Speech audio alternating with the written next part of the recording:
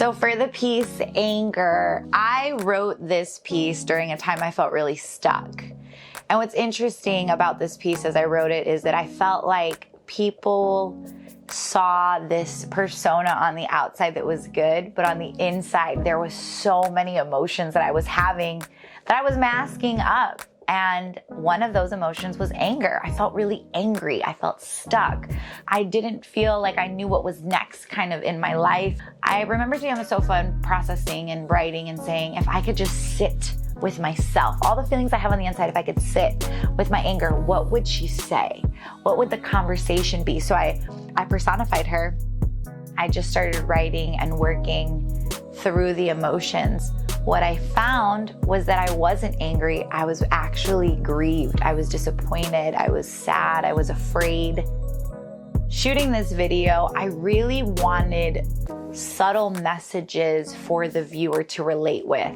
So part of anger or expressing kind of that masked emotion is I wanted these two characters that looked distinctively okay on the outside, but one of them obviously had issues on the inside. And I wanted the character that was a little bit bolder in look, with the red lip, with just the stronger jewelry and features, to be the example of anger, because they're actually covering up, because that was the reality of my life. I felt like the more prim and proper I was, the more lipstick and makeup I had, the more I was really covering up emotions that I had. Meanwhile, the soft Lexi with the lighter pink lipstick and the open heart earrings is an indicator of somebody that's a little bit more healed, a little bit more relaxed. And so little details that you could see in the contrast between both characters that I want people to notice is the heart, right? We had different things to showcase heart, like how is her heart really? So the earrings were loose and open-hearted for the girl that had an open heart, a healed heart. Meanwhile, Anger has a necklace and her heart is in chains. It's a locked up, it's like a locked up heart, which it really is, right? Also, another detail that was in there is there's wedding rings on the ring finger. That's really intentional because that was a place of contention I had between myself and with God as I was journaling and writing that piece. That was one of the things I was most disappointed about, was feeling like I was getting older, never really wanted to get married, never really wanted kids, and now all of a sudden I had this desire, but felt like I couldn't find the right candidate. So that's why we included the wedding rings within the footage and within the shoot between the characters.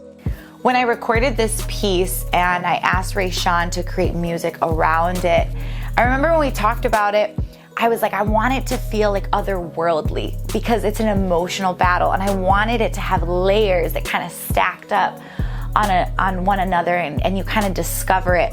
Rayshawn killed it. I remember when he played the track for me, being at the coffee shop, having the headphones in and saying, you got it. This is exactly what it feels like.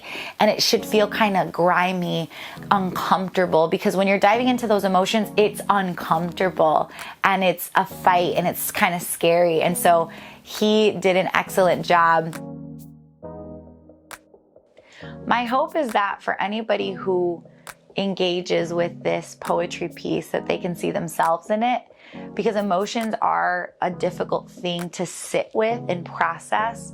And so my hope is that whether someone relates with the girl that's angry or the person that's healed, wanting to kind of comfort that past self, my hope is that people will be bold enough and feel inspired and encouraged to ask themselves those deep questions and process their emotions and choose to heal.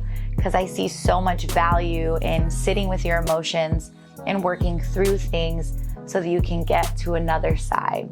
So that's my hope. My hope is that people would see this piece, hear it, and feel inspired to ask themselves the questions of what they feel and how to heal.